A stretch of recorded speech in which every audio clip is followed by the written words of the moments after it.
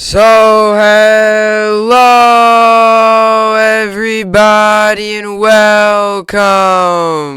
Yes, welcome back here at BSN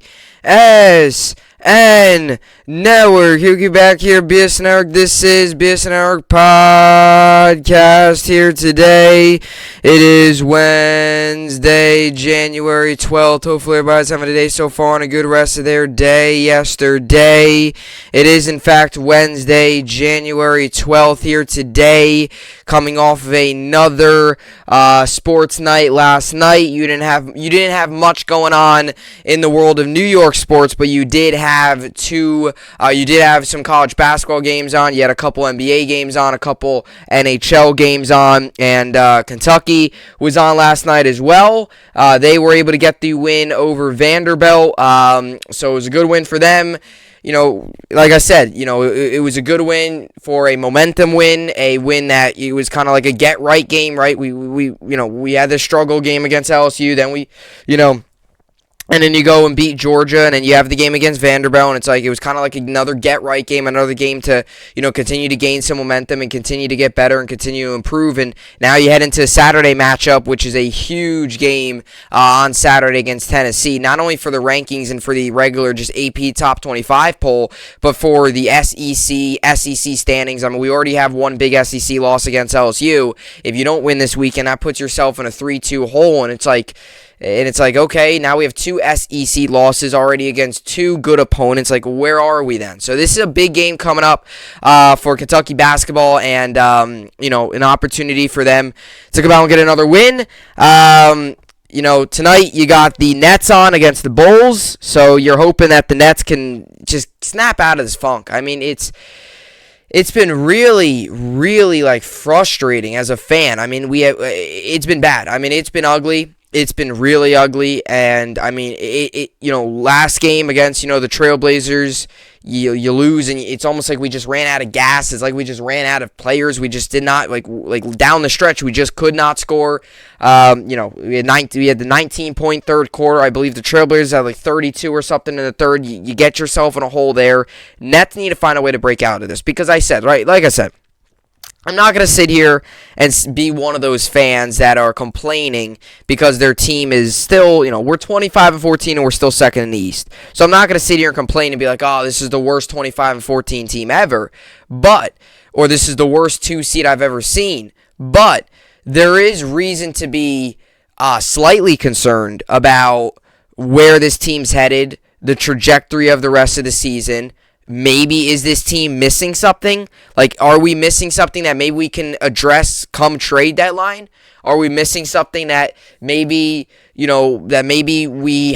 just aren't playing them enough? Is it maybe playing a guy more? Like, what is we missing? Because the Nets right now, simply, to put it in the simplest way, look lost. I mean, we look like a team that is kind of meshed together, got a bunch of pieces, and they're trying to figure themselves out. That should not be the case.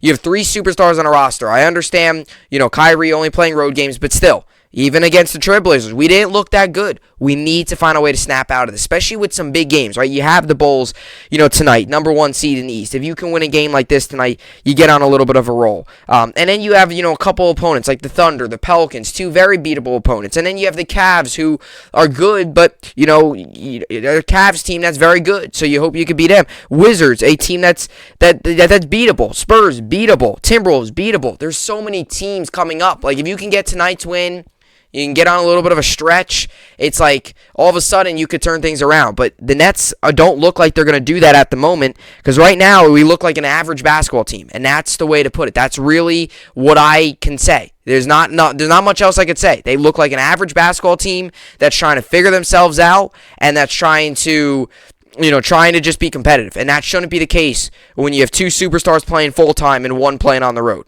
That should not be the case. So Nets need to find a way to turn it around. Hopefully they can do that tonight. You got the Knicks on tonight as well. They will host the Mavericks at the Garden.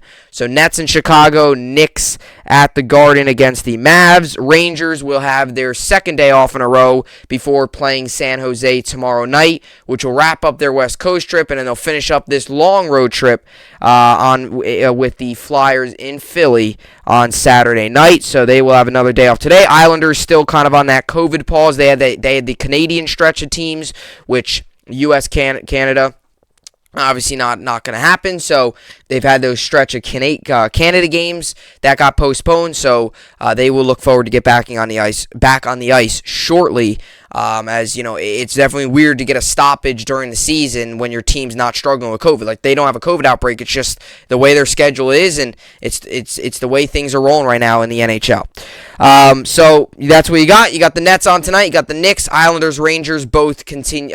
Rangers day off. They will play. They will play tomorrow night against the Sharks in San Jose. Islanders still on the little bit of the schedule pause, COVID pause, due to the Canadian teams that they've been playing against, or looking to play, or trying to play against at least. They haven't really done, they have not played against them. They've had the little bit of a pause here, but they will, get back out there shortly. Alrighty, so let's get to the topic for today's podcast. A very shocking topic, to say the least, and let's get to them here. Joe Judge fired. Yes, Joe Judge got the boot. He is out of there. And John Mara, Steve Tisch started coming to the picture a little bit yesterday, have made the announcement. Giants officially, they made it official yesterday. It was funny. So I did my podcast yesterday, and you know how, like, I do my podcast and I upload them a little later, whenever I get, when I get the time to do them, because it takes a little bit. So I did my pod on, yesterday, before the news happened, right? I did my Jets offseason preview, and I recapped the national championship game between Georgia and Alabama.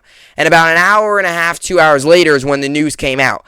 And I really wanted to talk about it, like, right then and there, because it was shocking. Like, I didn't expect Joe Judge to get fired, to be honest. Like, I thought if he was going to get fired, it was going to be on Monday and all that. Then the news comes out that they're going to wait for the new GM, and you kind of had that maybe a little bit of feeling that, okay, maybe something's going to happen, and boom, just like that yesterday. About I guess maybe this time yesterday, I'm not exactly sure, I forget exactly, but finally yesterday, the Giants made a decision to get rid of their awful, dreadful head coach, who in 2 seasons, 33 games, went 10-23, 6-10 of his first season. They were competitive, but then had an even worse year this year, firing Jason Garrett, the offensive coordinator, middle of the season, going 4-13, having that stretch where you have 1 touchdown and 43 drives.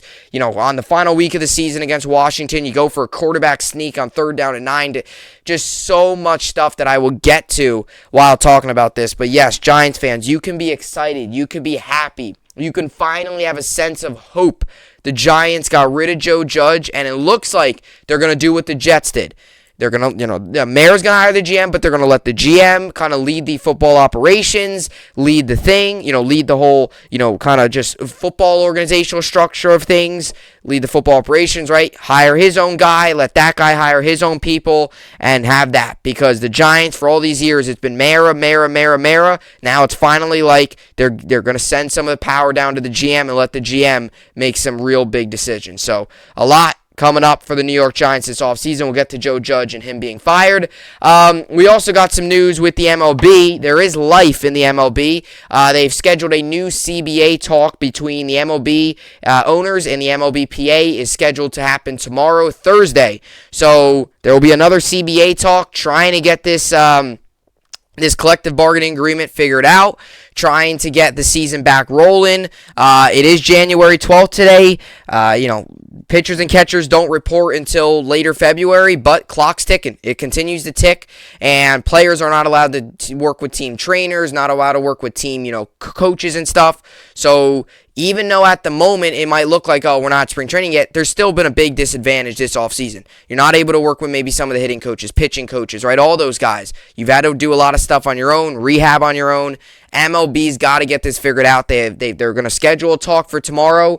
They need to get this thing ironed out and figured out quickly, or else there will not be a baseball season. And maybe if there is, it's going to be short, and that's going to be terrible for the sport. I'll get more of that coming up. And then we'll get to the New York Sports Update. As usual, go through all the games, NBA, NHL tonight. Some college basketball games on. Baylor yesterday took their first loss of the season, so officially no more unbeatens.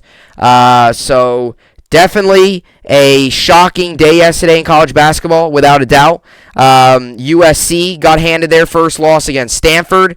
Baylor got handed their first loss. I believe USC got handed their first loss yesterday against Stanford. So USC is now 13-1, and Baylor lost yesterday to Texas Tech. So Baylor's now 15-1. So the two unbeatens yesterday got beat. USC, I believe, was on the road at Stanford. Baylor was at home. Texas Tech's a good team, though. They're a sneaky good team. Got to watch out for them. And a USC team that lost against a Stanford team that's a tough, gritty, physical Stanford team that's nothing special, but they are a team, 9-4. You get a big win. Another, like I've talked about a lot on this show. Like, you win a couple games, you get on this run, all of a sudden 9-4 could turn into 14-4 just like that, and boom, you're ranked, right? So we'll see what Stanford and teams like that can do with those wins. Texas Tech, I assume, skyrockets up the rankings. They were already 19th in the nation. I assume they go even higher. And Baylor, you might see a little bit of an adjustment. I don't expect much, but we'll see how everything goes there. All right, so a lot to get to today on this Wednesday podcast.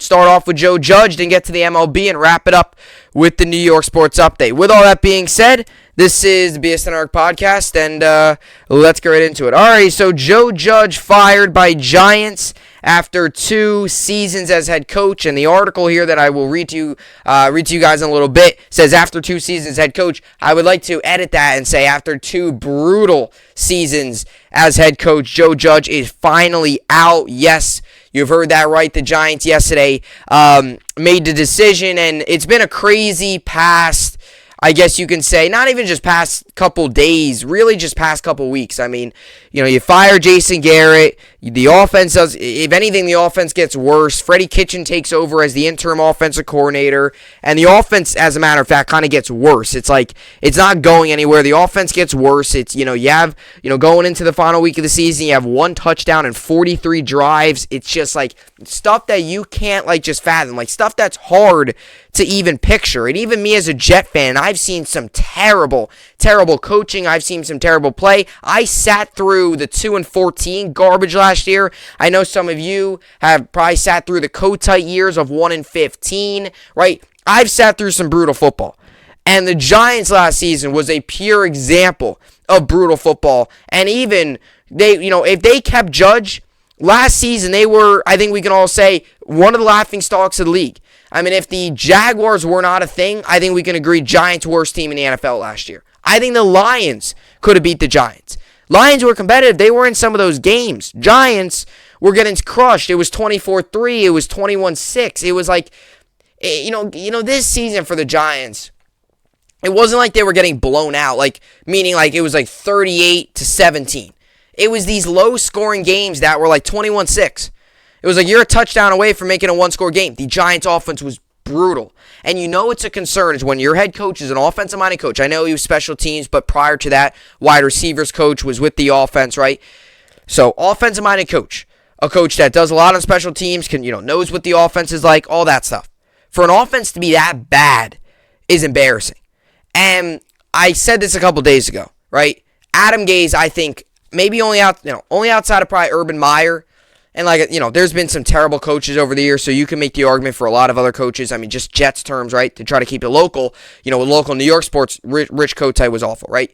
Kotite, Gase, Urban Meyer, just some of the worst NFL coaches to ever coach. Meyer, I think, might go down as the worst just because the guy couldn't even last 1 season. And if all these accusations of him kicking players and all that stuff is true, there's real issues with Urban Meyer in that locker room in Jacksonville. Not all that stuff is true. You got to look at both sides of the story, but there is a chance that Urban Meyer that is true, and there's a chance that Urban Meyer really was, kicking players and had a toxic work environment. And if that is true, Urban Meyer definitely one of the worst. But Joe Judge definitely will go down, at least in Giants history, as one of the worst coaches. I mean, he was just brutal. And, like I said, they kind of go back to the timeline. Sunday, you have the game, it got bad. And I'm not a huge fan of predicting whether or not one game decided the fate of his job. I know Mara kind of pointed a little bit to it in his statement. I'll read you his statement in a little bit here. I'm not a huge believer in, let's just say final week of the season, you get crushed. And, that and your job's still in question. I'm not a huge believer that one game changes everything. I'm not. Could that have happened with Joe Judge? Yes. To be honest with you, I think if Mara was smart and if the Giants were actually smart, they should have had this firing in their mind since really the middle of the season. I think you could make the argument off the 0-3 start, you probably could have said, okay, this guy's job's already on the hot seat. I mean, going into this season, Judge had to be on the hot seat a little bit. He went 6-10 last year, missed the playoffs. This season, he needed to have success. You brought in Kenny Galladay, brought in Kadarius Toney. You signed some offensive linemen. Offensive line was terrible. Kadarius Toney and Kenny Galladay, neither of them scored a touchdown.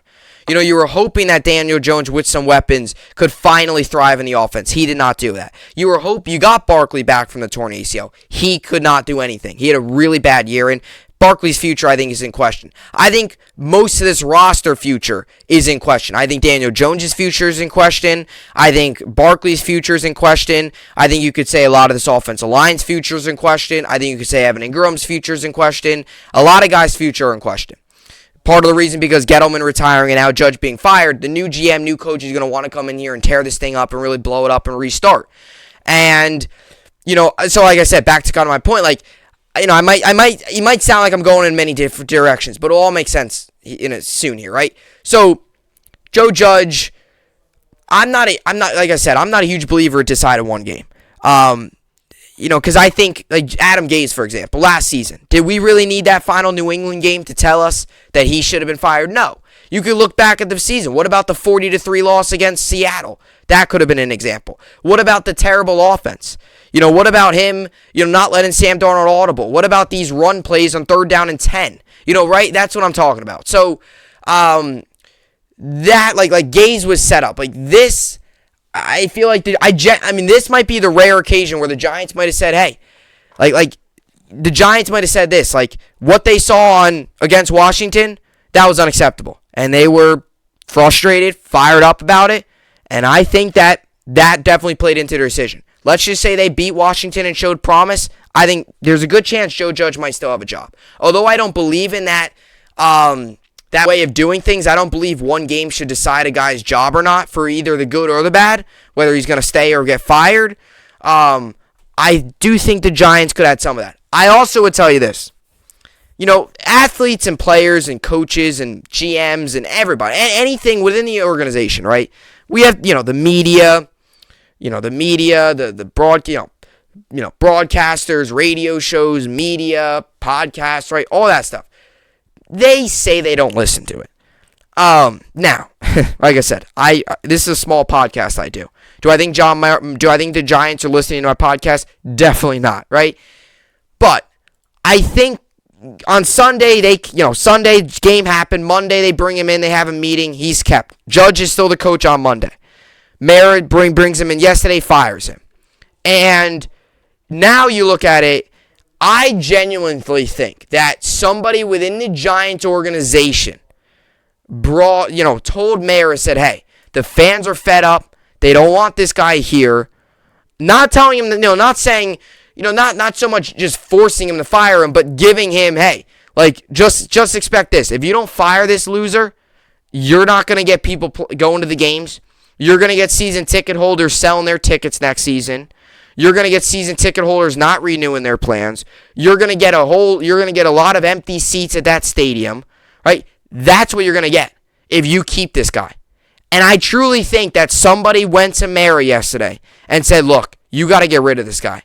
We understand you're the owner here, but you got to get rid of this guy. And I think Steve Tisch was part of this because Steve Tisch still got, part of that ownership and still got part of that Giants organization. He's kind of been out of the equation past couple years, right? But yesterday, started to come into the equation. I think someone within the Giants heard all the noise, heard the fans, heard the outrage of Joe Judge still being the coach of the Giants or the possibility of it. And I think John Mara, it came to John Mara and they said, look, fans are upset.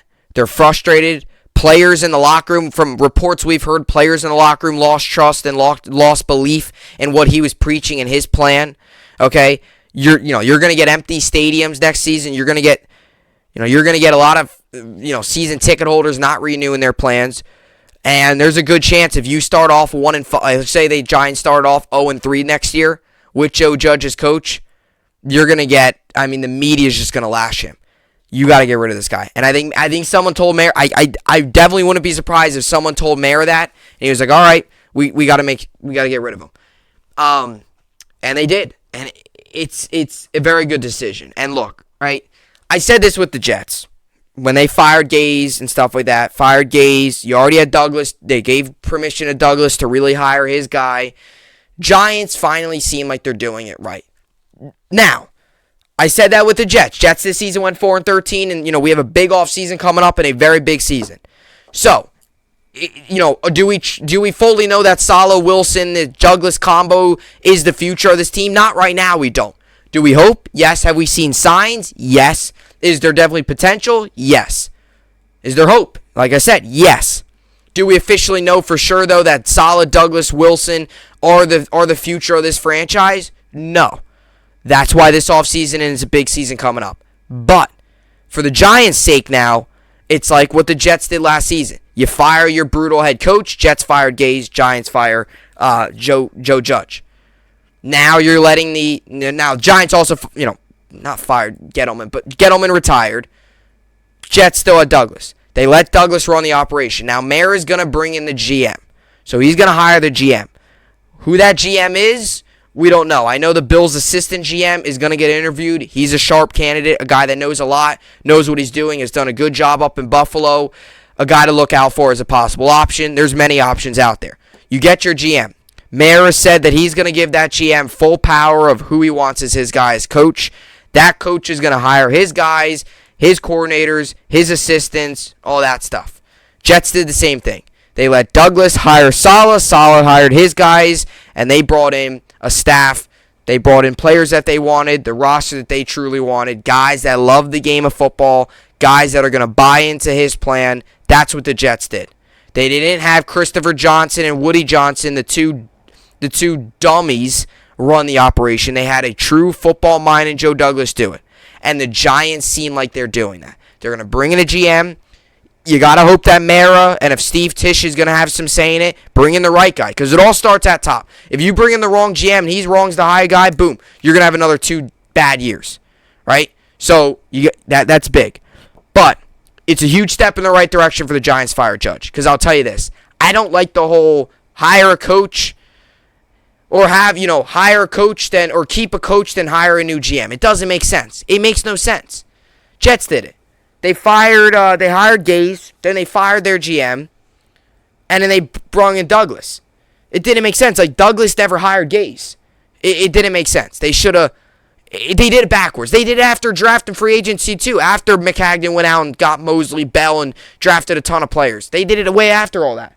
So it was kind of all over the place. But that's why I disagreed with the Giants keeping Judge and then hiring a new GM. Because that GM might not fully agree with Judge and might not fully see eye to eye with Judge. Might not fully, think that Judge is the guy. So the Giants, if you're gonna fire the GM, I believe that you just got to blow it all up, and that's what the Giants did here. They're gonna blow it all up. They're gonna restart, and I probably will plan on doing my Giants off-season preview tomorrow. But Daniel Jones now is the big question. This is almost a Sam Darnold going into his 4th year. Do you trade him? Do you keep him? Do you maybe bring in some off-season talent and let him compete for the job? What do you do with Daniel Jones? That's the big question. It's also GM, then coach. And I kept on saying it, right?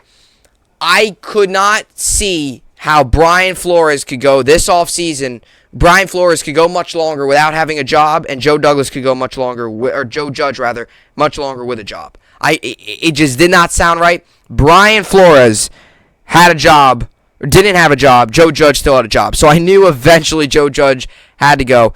And I was talking to somebody the other day about this when they didn't fire him. Let's just say the Giants started 0-3 this season, and Judge was the coach, and maybe they hire a new GM, and he's not doing much. Just imagine the outrage and the fans and the fact that there's going to be no one showing up to those games. You're going to have the crowd that you saw on Sunday against Washington, a 6-10 Washington team versus a 4-12 Giant team going into the game, right?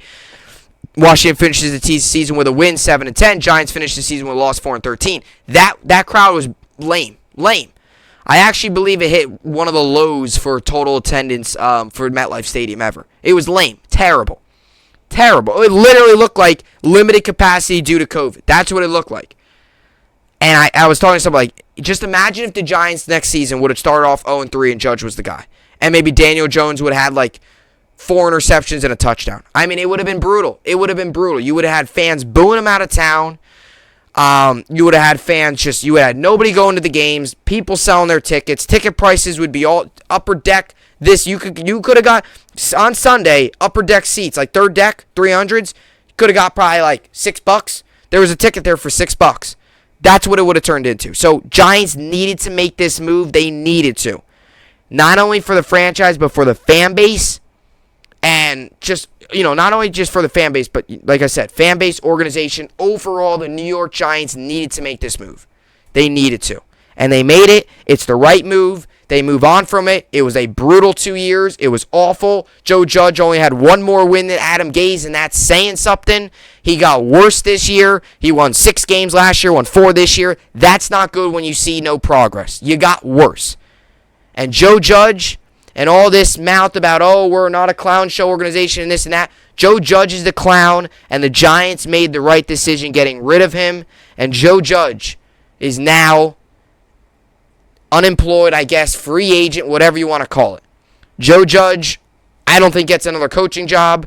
Maybe Belichick will bring him up in New England, just throw him on the special teams and make him look like a genius again. But Joe Judge is out. And one of the things I want to say, and I'll get to the article, Giants need to hire somebody with experience. Yeah, I'm not judging anybody by what you come from, whether special teams coach. Brian Flores is a good coach. What was he, like a linebackers coach? So that's no big name. I mean, that's a linebackers coach, right? It doesn't matter what you are, but just hire a guy with experience. Hire a guy that could truly handle the media, knows what he's doing. Please, not please. Well, I'm not a Giant fan, but you get what I'm saying. Just they need to hire a guy with experience. McAdoo, they just were like, he's an offensive coordinator. Let's just bring him up within the organization. Boom, didn't work out. 13-15 in 2 seasons. Shermer, Vikings, let's go bring him in. Didn't work out. Boom, 9-23 in 2 years. Let's bring in Joe Judge, special teams. Boom, 10-23 in 2 years. Giants need to get this one right. If they get this one wrong, and it's another 2 years of endless garbage, that's bad. And expect, Giants fans, be a similar situation like the Jets in terms of this season, rely a lot on young guys. Expect a rocky season. Expect a maybe 4 or 5 win season. Maybe see some progress. And in next year, that's your big year to make strides. Because that's what the Jets are, right? This season was a progress year. See what you got, laying the foundation. Now we have a big off season. You spend money going to next season. The expectation is to truly compete. So Giants are kind of following that same path. Alrighty, so Joe Judge fired by Giants after 2 seasons as head coach. New York Giants fired head coach Joe Judge on Tuesday. Team president John Mara issued a statement. Here is the statement. Steve Tisch and I both believe it is in the best interest of our franchise to move in another direction. We met with Joe yesterday afternoon to discuss the state of the team. I met again with Joe this afternoon, and it was during that conversation I informed Joe of our decision. We appreciate Joe's effort on behalf of the organization. I said before the season started that I wanted to feel good about the direction we were headed when we played our last game of the season. Unfortunately, I cannot make that statement, which is why we moved on today. Which is why we have made that decision. Now, made this decision. This part does. When we played our last game of the season. Could the last game had some impact? Possibly. Do I think the last game should have been the true decider? No. I think if you take the whole season as a whole and you see how bad they played and see how they got worse over the year, that it was obvious. This is such... I just can't believe the Giants were actually going to... they should have fired him Sunday night. This, I think, is as obvious as it gets. It took him a couple days, but he's gone. The news comes one day after the Giants announced general manager Dave Gettleman's retirement. New York went 10-23 in Judge's 2 seasons as head coach. It initially looked like the 40-year-old would be safe. USA's Today Josina Anderson reported Monday he was expected to stay on for the 2022 season. The organization obviously lost faith in his general vision and prefers instead to start over with a new general manager and head coach. Judge firing will likely be welcome news for fans. In December, he attempted to argue the franchise was making strides behind the scenes in ways that really readily recognizable.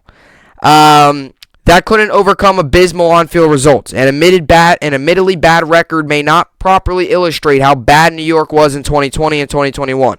On offense, the team ranked 31st in yards and points in each of the two years. The defense also went from 12th to 21st in yards allowed. Football Outsiders listed the Giants 25th and 31st in overall efficiency.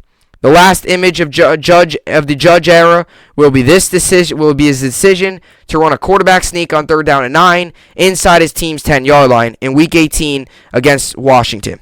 Judge also dug his own grave through his various times in front of a microphone. His comment about how the Giants ain't some clown show organization is likely to be immortalized since he was firing a little more than a week ago after saying that. Over time, it became clear New York wasn't going anywhere with Gettleman or Judge in his current position. There are still questions, however, whether replacing them will meaningfully change anything. The New York Daily News, Pat Leonard, described the Giants as a rudderless franchise with poor ownership and no idea of how to escape their hamster wheel of irrelevance. Following a run of four straight playoff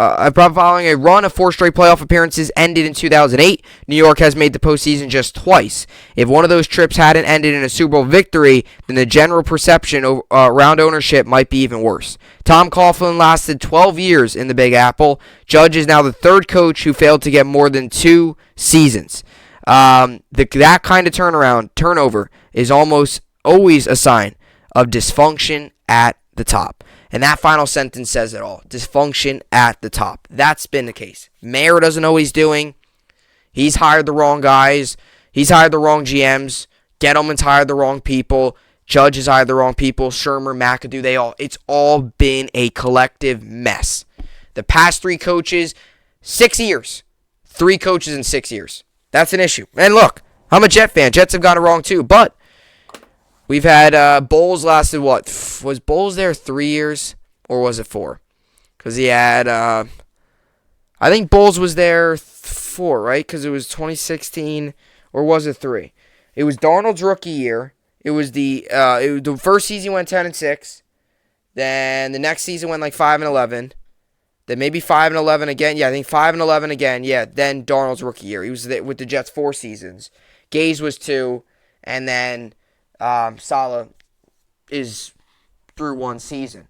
And, if we don't make the right moves this season, we go 5 wins again next year, his time will be up. That just goes to show you how big of an offseason is for the Jets. I'll be saying that a lot on this podcast throughout this offseason until, once the free agency starts, Jets need to make some moves. So, Joe Judge is out. So, 6 years, 3 coaches for the New York Giants. McAdoo 2 years, record of 13 and 15. Okay, Judge 2 years, or Shermer 2 years, record of 9 and 23 in 2 years. Judge record of 10 and 23, and the Giants now need to try to flip the page, flip the script. We always talk about it. The Giants were once the bright spot of the NFL, this great franchise that was able to do everything right and won a ton. Lawrence Taylor days to, the Manning days and all that. They've turned into a franchise that have been non-competent, a laughable franchise. And if they want to turn that around, if they want to change that verdict, they need to start with the GM. That GM needs to hire the right guy, and they need to get the right organizational structure if they want to start winning football games again, and ultimately truly competing like they once did. And we'll see what they do. They have an opportunity. They made the right decision by firing Joe Judge is just the first step. Now you got to make the other moves, make the other signings, and really flip this thing around. If you truly want to be respected, get the guys in the building that you truly believe in. If you want to be respected and become a relevant franchise again in the NFL. Alrighty, so that's what I got on the Joe Judge firing and the Giants situation. The other franchise in New York. By the way, I believe I was listening to the show yesterday. I'm not sure how true it is, but I believe, and don't quote me on this because I'm going off of what somebody else said, and they weren't fully true. But I think I believe the Giants and the Jets, all the years of the franchises being around, right, have only made it where both of them have made the playoffs in the same season 5 times. 5 times. So just take a second and really let that sink in. 5 times through all the years of each organization, 5 times the Jets and Giants have been in. Now, like we said, the Jets won the Super Bowl in '69. Giants have won many more. Giants' last Super Bowl was what, 2012, right? Or whatever. It's weird how the Super Bowls are because it's in the new year. So what, 2011, 2012 season? Yeah, like 2012. So out of all of that, Giants and Jets, out of all their franchise history, both of them, I believe, have only made it twice, not twice, where both teams made it in the same year to playoffs 5 times since both franchise existence. So that's wild to think. Just considering that, like, it's just wild. It really is wild. Like, because like some sports cities are so great you have playoffs every year. Jets and Giants doesn't happen often. So when it does, you got to enjoy it because that means there's a good brand of football around town. All right, so that will do it for Joe Judge being fired and the Giants moving on. Jim Harbaugh, Brian Flores, options. Giants have options. There's some good candidates out there. Giants just need to make the right move. It starts at the top, and then it goes all the way down to the coaching and his assistants, and then to the roster and the players and bringing in the right guys. All right, coming up next, the MLB owners and players, they hold a session tomorrow on the MLB lockout. We will get to this. We will get to what this means, and can the MLB, can the owners, can Manfred, can the MLBPA finally come together and just agree on a deal? It's only January 12th, but time flies, and the longer and longer and longer this takes, the more doubtful and more unlikely a season is to happen. Manfred, Players Association need to come together, step up, and get this thing steered in the right direction and get baseball out of this lockout and get ready for the upcoming season. We'll get to this and much more coming up next. All right, so welcome you back here up at the podcast. MLB rumors, owners, players to hold bargaining session Thursday amid lockout. So yes, there is, I guess, some life, if you even want to call it that, or some sense of urgency. Not really. I don't know if that's the right word to use, because urgency, I would not use that right now to describe the MLB and the MLBPA about these discussions. And, you know, look, right, I get both sides want to get what they want, and the MLBPA and the Players Associations want their side of it. Owners want their share. They want their side of it. They both want different things, and they both want different things, which is causing the rift, which is causing a disagreement. And look, I mean, really, the relationship between owners and the players are not good. It's never has been, probably never will be. And with the CBA talks being like they are, it seems to be only getting worse. It doesn't seem to be getting better. It seems to be getting worse. And it seems, frankly, both sides don't even want to talk to each other. Both sides don't even want to negotiate. Both sides completely hate each other and disagree, that it's getting to the point, it's like an MLB season is truly starting to become less of a reality. So, this news coming out about a new session and a new possibility, and the bargaining session, and the players, and you know, the owners, and the fact that maybe somebody does believe that, like, let's get going here, because with the whole COVID thing that went on and all that, MLB took forever to start the season. They did. I mean, you had all the other sports, baseball or basketball, they were able to get the bubble. NHL was able to get the bubble. NFL was in a little bit of a different time of year. They were able to figure things out. They played without any fans. Their season went smoothly, got through it, Super Bowl, all that good stuff, right? MLB, on the other hand, wasted 2.5 months negotiating on contracts and plays and games and all that stuff. that they only were able to play 60 games. And it was a shortened season. And people still to this day say, oh, well, there should be an asterisk next to the Dodgers' name because they beat the Rays and it was only a 60-game season and you really can't count that. Well, if the MLB was not sitting around for 2 months not doing anything, they could have played 140 games instead of 60. And this is the same situation. It's like all these other sports get these things figured out. They're playing all that good stuff. They're having a good time, right? Championships, all that. And here comes the MLB with the possibility of another lockout. Or another season, another lockout of a season, right? We're in a lockout right now, but if we come out of it before the season, this will all be forgotten about. And here we are sitting here again, where the MLB and the owners and the Players Association, players, owners, all that stuff involved in these CBA conversations still can't come to an agreement, still can't figure things out. Now, they are going to hold another session tomorrow. I want to say this right off the bat. And I know this might sound more like something I would say later on in this topic, but I want to say this right off the bat. I don't think people realize the impact no season would have on the MLB, fans, players, all that stuff. The MLB, right? You talk about popularity in sports, right? NFL is probably here. I would say then the NBA, then it's probably MLB, and then it's NHL. I like all those sports. I don't really have any particular order. I like them all. I love to watch them all. I'm very passionate about each of my teams in those sports. Right? I like them all. NFL is definitely the most popular, and the facts show it. Like TV ratings, all that stuff. The facts show NFL is the most popular sport out there. It's the truth. I'm talking about American sport. Now, nationally, it's probably soccer, but I'm talking about American sport. Football is definitely there. Then it's probably NBA close to it. And NBA, a lot of fans, a lot of people, NBA gets a lot of people around the globe watching it too, so that helps. Then you have MLB.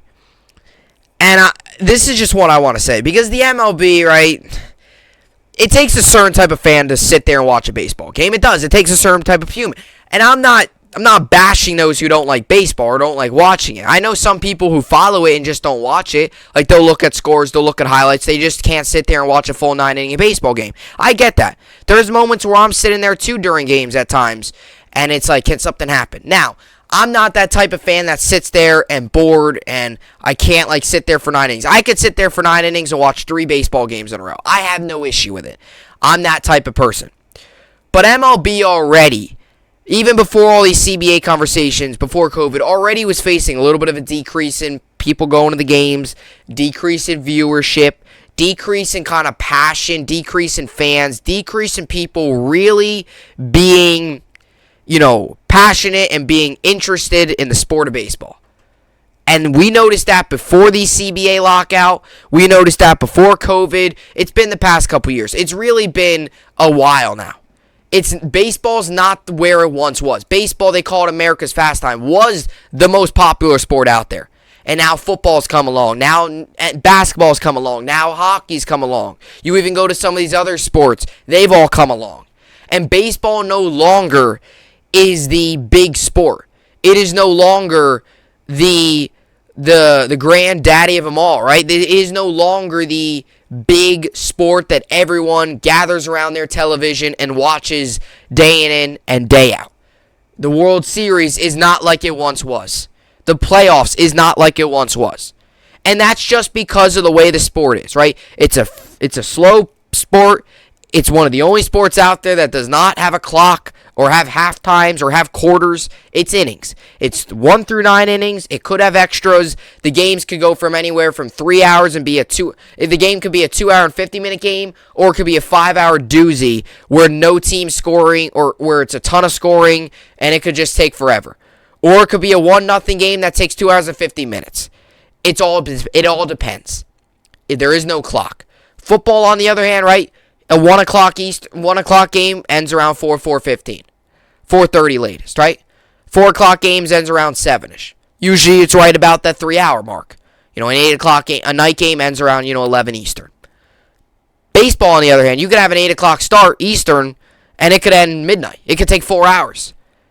And there might be only 2 runs scored total, but it could be a lot of foul tips. It could be a lot of pitches. It could be a lot of base runners and just nobody scoring, right?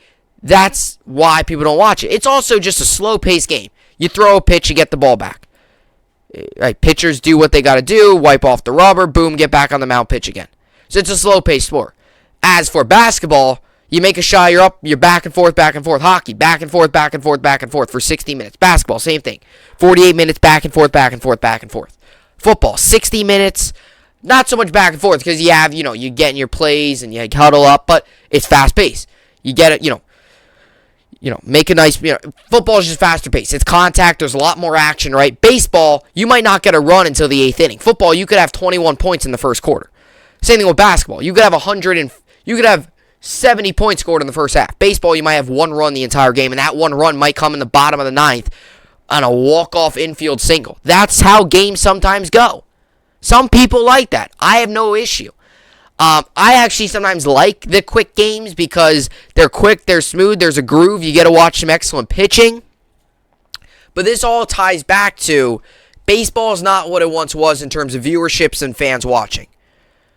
And this is pre all the COVID and all that stuff. This is before all that. COVID definitely took a hit on a lot of sports. Viewers were down, not making the revenue due to the fans, right? It hit a lot of sports. That's why everyone that says, oh, maybe no fans in these buildings, just logistically, these sports can't do it. They lost so much money during COVID that they just can't do it again. Now, I know some areas like the Raptors have no fans, but that's Toronto, right? That's not the entire NBA. Like the entire NBA, that's an organizational Toronto, Canada decision. That's not the entire NBA. If the entire NBA would not allow fans, that would take a massive hit. So MLB too. Before all this stuff, before all these without fans and losing all this revenue and all that stuff, before all that happened, they were still losing viewers. Still not the same passionate people watching the sport. And now you add this into the equation where you have a CBA disagreement. You have the owners and the players going back and forth and disagreeing with each other. You have a lockout. And you really, truly have a season that is in question. And I can make the argument that no matter what happens, whether this CBA gets solved tomorrow when they meet or whether it gets solved in March, there's going to be a decrease in viewers this season yet again for the MLB. And I'll tell you why. Because people are fed up with the MLB having these issues a lot. They had it, in the 90s. They're having it again. They had issues with COVID. The owners and the players just don't get along. Manfred saying all these things. People are fed up. And the MLB and the Players Association, I think, needs to look at the big picture here. I get it. You want to get your share. I get it. You want to get what you want. You want what you want, right? You're not going to go into that interview and just go down lightly. You're going to try your best to negotiate and get what you want. Get your side of the deal. But there's got to come a time where we're sitting here January 12th and there still is no baseball. There still is no news. Carlos Correa is still a free agent. Yankees have still done nothing in the offseason because they haven't been able to due to the lockout. Max Scherzer has yet to do anything with the Mets. Will Max Scherzer throw a pitch for the New York Mets this season? At the rate we're going, I don't know. So I'll tell you this. Tomorrow's big. Because if tomorrow they can make some progress at least in the deals and maybe say, okay, we'll come back in 2 weeks and debate again or negotiate again. If we hear tomorrow that it's another doozy and there's no agreements and both sides just going back and forth and no agreement, the season will be in doubt. And baseball that's already kind of going like this will go like this. You're going to lose a ton of fans if you have to shorten this season for the dumb, stupid stuff like this that should not be happening. We don't see it happening in other sports because other sports can get their stuff together. They figure it out. They go out there and they play. MLB always finds themselves in the issues. And Rob Manfred's definitely a big part of it because he's said a lot of things. He has really been kind of confusing. He's been all over the place. The MLB Players Association owners, when they meet tomorrow, I'm begging you, I'm asking you, please get this thing right. Because MLB is already taking a little bit of a downward turn. You can make the argument a lot of sports are. right? Coming out of COVID and all the revenue loss and all that, sports have already kind of seen a little bit of a decrease in viewerships all along, right? It fluctuates. Some years you see more viewers, some years you don't. NFL this year, you saw a lot of viewers. I think 18-week season, I think the excitement, I think, fans being back, I think people were genuinely really excited for the season. Last season, viewers were down a little bit. Viewers were down a lot last season, or not last season, for the NFL. I'm talking about for the NBA, but like the bubble. Viewers were extremely down in the bubble. And if you want to know why, it's because it was kind of a weird time. They just resumed the season, and there was no fans. It just, people weren't as intrigued. But viewers now are back up. Viewers now are back watching games. There's fans in the arenas. There's energy. There's excitement. It's real. It's basketball. It's in the arenas. Packed houses, right? Finally getting back to normal. And as for the MLB, it's still like they still can't figure their stuff out. You go through the 60-game COVID season that should have never been. It should have been way more than 60 games. Then you go through last year, all good in games. And now you go into this season, it's like, here we go, CBA, we got a lockout. And we're sitting here today, and there still is no agreement. So tomorrow they got to make progress. There's progress that needs to be made. Because if there's no progress, season's in jeopardy. Season's already been put in jeopardy a little bit. I recall about a month ago probably when it officially went into lockout, I kind of gave you some timestamps, like when to truly be concerned. And I said if it leaks into November, that's when you truly get concerned. January, you got to feel a little concerned, right? Not badly, right? I'm getting a little concerned, but you got to look at the big picture. Pitchers and catchers still really, if everything goes as planned, won't report until later on in February. It's usually a couple weeks after the Super Bowl. So, with all that going on, right, automatically, it's not like pitchers and catchers report tomorrow. We're supposed to report tomorrow, right? They're supposed to report in February, all that stuff. Spring training then starts, ramps up March, and then you get all that. Season starts late March, early April, okay? So, it's January 12th. So, we're still more than 2 months out from what is expected to be opening day. But if these negotiations continue to go south, it just takes up more time. It takes up more weeks, and all of a sudden you could be sitting here late February, and there's still no spring training, and all that stuff, and you're like, wow, we're a month away from the season. Guys haven't even gone to their facilities yet. They haven't talked to coaches in a while. Like, none of this has happened. Big issues. MLB's got to get this figured out, and you got to hope that tomorrow is maybe the first kind of brick or first kind of piece in this big, complicated puzzle. And maybe they get a very key piece in the puzzle, and then it kind of just free sail from there, and they get an agreement very soon. Because I love baseball a lot, and I don't know what I would do with a season without baseball. I can't go this year without baseball. I want baseball. I want it badly. I just can't picture going from April to September with no baseball on. No baseball. Just don't picture that. Especially when you get to July and August when the NBA and NHL seasons are all wrapped up and you get to all that, right? It's like, and then you have like 2 months of nothing on. Other than training camp coverage in the NFL, which isn't like not like it's televised every day. Other than that, you have preseason football starting like August. July and August will be pretty bland. And into September, you have the NFL. October, too. There will be no October baseball. Just think about that. MLB needs to think about that, too, and get these negotiations steered in the right direction. All right, so MLB rumors. Owners, players to hold bargaining session Thursday amid lockout. Amid the ongoing lockout and 1 month before players would normally report to spring training, Major League Baseball and the Major League Baseball Players Associations are set to meet this week. Per ESPN's Jeff Passan, the league and union will hold a bargaining session on Thursday when it's expected MLB will make a core economics proposal to the players. Passan noted this will be the first meeting between MLB and the union since December 2nd, so more than a month. The lockout officially began when the previous collective bargaining agreement expired at 11:59 p.m. Eastern on December 1st. Prior to the work stoppage, ESPN's Jesse Rogers reported on November 30th some of the things the MLBPA was negotiating for in its proposal to the owners. Among the items were the right for free agency either at 29 and a half years old or after 5 years of service time, whichever came first, arbitration eligibility after 2 years instead of 3, and raising the luxury tax threshold from its 2021 level, $210 million to $240 million. Passan reported last week that the league has countered with raising the tax threshold to $214 million next season and eventually maxing out at $220 million. Both sides have reportedly proposed an expanded postseason, but the details are different between them. Per Rogers, the players prefer a 12-team postseason and reducing the number of divisions in each league from 3 to 2. One division would have 8 teams, while the other would feature 7 teams. In a separate report from November 29th, Rogers noted the owners' playoff expansion consisted of 14 teams total, with 3 division winners and 4 wild cards in each league. Per rules of the lockout, no player transactions, including trades and signing free agents at the MLB level, are permitted. Teams are still allowed to negotiate minor league transactions. The last work stoppage in MLB prior to the lockout was the players' strike that lasted 7 months from August 1994 through April 1995. Players and catchers are tentatively scheduled to report to spring training on February 14th, pending agreement on a new collective bargaining agreement.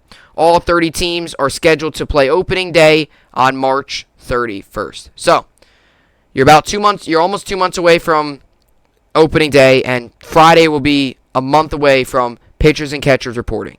If that gets delayed, there's issues. Tomorrow's big. Need to get this thing going. MLB, MLBPA owners, let's step up and get some productive discussions going, because MLB has already started a little bit of a decrease in just overall, viewership and attendance. It's gonna go all the way down if you don't get this thing right. Alright, so that's what I got for the MLB and the lockout update. Hopefully Friday we'll be talking about the MLB being out of the lockout. I guess either Friday or sometime next week, because Friday will be the Football Friday podcast, but with the wild card games. But you just gotta hope. I mean, it's just gotta hope that none of this stuff you have to worry about on other sports. The MLB, you always gotta worry about this stuff. It's just so unexpected. It's ridiculous. Alright, so let's get to the NBA, NHL, college basketball, and wrap this podcast up. Today we got the Pacers and the Celtics. I'll give Pacers the win. 76ers, Hornets, I'll give 76ers the win. Wizards, Magic, give Wizards the win. Hawks, Heat, give Hawks the win. Spurs, Rockets, give Spurs the win. Jazz, Cavs, give Jazz the win. And Lakers, Kings, give Lakers the win. Mavericks, Knicks tonight at the Garden. I'll give Mavericks the win. Nets on tonight against the Bulls. Nets come into this game 25-14. Bulls come into this game 27-11. Bulls are 1.5-point favorites. The over/under is set at 236. This game comes on tonight, 10 Eastern, on ESPN in Chicago. 73% of people think the Nets won this game. I don't think so. Until the Nets show me otherwise, I don't think we're going to beat a very good Bulls team. Alrighty, let's get to the NHL. We got the Bruins, Canadiens tonight. I'll give the Bruins the win. Stars, Kraken, I'll give Stars the win. And Maple Leafs, Coyotes, give me the Maple Leafs. And then a couple college basketball games on tonight. You got Xavier, Villanova. I'll give Villanova the win. Duke, Wake Forest. I'll give Duke the win. Florida, LSU. Give me LSU. And Michigan State, Minnesota. Give me Michigan State. We'll get to fantasy basketball, and we'll wrap up this podcast and head into a good night of sports tonight. Alrighty, as for fantasy basketball, I'm currently winning 380 to 232. Today I've got going Donovan Mitchell, Miles Bridges, Kelly Oubre, Darius Garland, John Collins, Buddy Hield, Rashawn Holmes, and Tyrese Maxey. My only guy that's been out is Kelly Oubre. He's in health and safety protocols. Other than that, team getting healthier and team starting to get back, and team starting to get back into full swing, which is good. Alrighty, so that will do it for the podcast.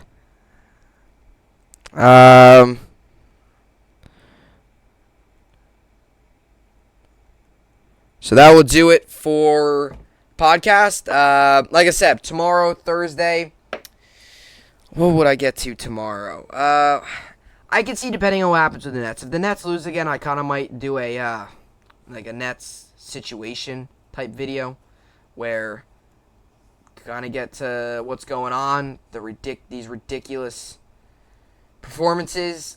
You got to hope you get the ship steered in the right direction. There is some news on Calvin Ridley. It's not crazy intriguing, like crazy breaking news, but the GM did say that their plans do not change with Calvin Ridley, saying that they want him on the team for the future. So if that's the case, you might be looking at, if the Jets do want him and do want to go after him, you might be looking at a possibility of going to have to give up a lot. And I wouldn't be surprised to give up a lot for him.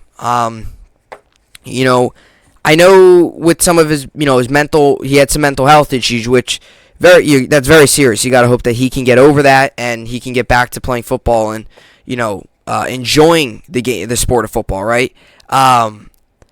The one thing there is his mindset completely back in the mindset of that. Like, if a team's going to go out there and try to make a strong push for him, is he fully set? Is his mindset fully on football, and or does he still maybe need a little bit of a break? And that's something that we'll find out. But I like I said, I think if you're going to want to get him, you're going to have to throw a lot at him.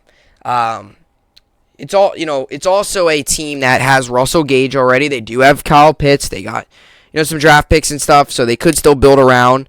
You're bringing back Matt Ryan, which is surprising, but, that definitely could be a possibility for me to talk about tomorrow. And then, there's some, Carson Wentz, too, is another interesting one. What's going to happen with him? That's more off-season discussions, but kind of right now we're in a, with no Jets and Giants on throughout the week and no Thursday Night Football and stuff, you got to implement some other topics. But anyway, that will do it for the podcast today.